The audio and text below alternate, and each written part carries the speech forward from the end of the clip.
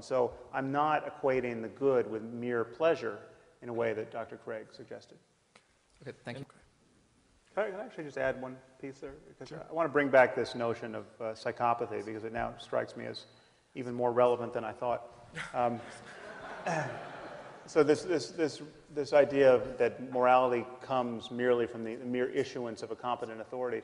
One of the features of psychopathy is an inability to distinguish true moral precepts that relate to the well-being of people and things that merely issue from a competent authority. So if you ask children sitting in a classroom, is it okay to drink a soda in class if the teacher gives you permission?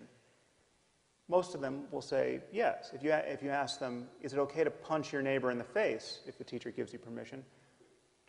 They immediately recognize the distinction between a moral infraction and a mere conventional rule. And this is very young children. But children at risk for psychopathy don't. Children at risk for psychopathy think that rules are just given by an authority. So if the teacher tells you you can punch a child in the face, you can punch a child in the face.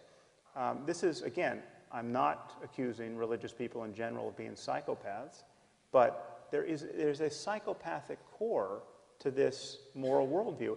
This divine command theory that Dr. Craig is advocating suggests that if God only tells you to sacrifice your firstborn son, it is good to do it. That's where goodness comes from. And so you've got people waking up in trailer parks all over America suffering some form of mental illness that's destabilized them and made them vulnerable to this way of thinking. And there are people who kill their children thinking they're Abraham who just didn't get interrupted by an angel.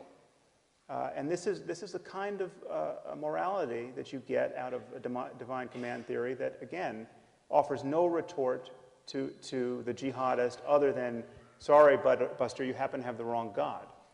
If God did, he would be evil.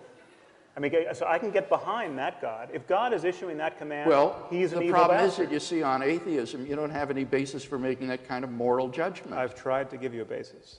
I'm sorry.